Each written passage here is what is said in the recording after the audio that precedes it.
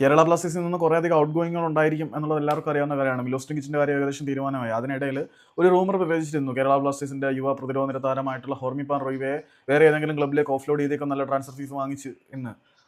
അതിനകത്ത് ഒരു പ്രശ്നമുണ്ട്. കാര്യം മോഹൻ ബഗാൻ സൂപ്പർ ജയൻസ് ഹോർമിപ്പാൻ റോയിവയെ ആവശ്യപ്പെട്ടിട്ടുണ്ടായിരുന്നു. താരത്തിന് വേണ്ടി ട്രാൻസ്ഫർ ഫീ മുടക്കാൻ അവർ തയ്യാറായിരുന്നു. അത്യാവശ്യം നെഗോസിയേഷൻസ് നടന്നതായിട്ടാണ് നമ്മുടെ അറിവ്. പക്ഷേ നിലവിലെ സാഹചര്യത്തിൽ കേരള ബ്ലാസ്റ്റേഴ്സ് നമ്മുടെ ഹോർമിയെ നന്നായിട്ട് റേറ്റ് ചെയ്യുന്നുണ്ട്. അതുകൊണ്ട് പുള്ളിയെ വിട്ട് കളയാൻ ഉദ്ദേശിക്കുന്നില്ല എന്നാണ് അറിയുന്നത്. പിന്നെ പുതിയ പരിശീലകനായിട്ടുള്ള ഡേവിഡ് കറ്റാലയെ സംബന്ധിച്ചിടത്തോളം അദ്ദേഹം പ്രോഗ്രഷന് ഇമ്പോർട്ടൻസ് കൊടുക്കുന്നുണ്ടെങ്കിൽ പോലും തനിക്ക് 2-3 മികച്ച സെന്റർ ബാക്കുകൾ തന്റെ ടീമിൽ വേണം എന്ന് നിർബന്ധ ബുദ്ധിയുള്ള ഒരാളാണ്. സോ ഹോർമിപ്പാൻ റോയിവ ഇവിടെ അത്യാവശ്യം സെന്റർ ബാക്കായിട്ട് നല്ല പെർഫോമൻസ് കാഴ്ചവെക്കാൻ കപ്പാസിറ്റി ഉള്ള താരമാണ്.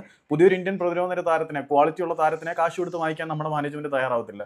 സോ നിലവിൽ ക്വാളിറ്റി ഉള്ളത് കൊണ്ട് തന്നെ ഹോർമിപ്പാൻ റോയിവ ഇവിടെ തുടരാൻ തന്നെയാണ് സാധ്യത. കേരള ബ്ലാസ്റ്റേഴ്സ് താരത്തിനെ വളരെ നന്നായിട്ട് റേറ്റ് ചെയ്യുന്നുണ്ട് എന്നറിയുന്ന സാഹചര്യത്തിൽ ഹോർമിക്ക് വേണ്ടി മോഹൻ ബഗാൻ തൽക്കാലത്തേക്ക് കയറ്റി വെച്ച് വെള്ളം വാങ്ങി വെക്കേണ്ട അവസ്ഥയിലേക്ക് കാര്യങ്ങൾ എത്തുന്നുണ്ട്. മോഹൻ ബഗാന് തൽക്കാലം ഹോർമിയെ കിട്ടില്ല എന്ന് വേണം മനസ്സിലാക്കാൻ.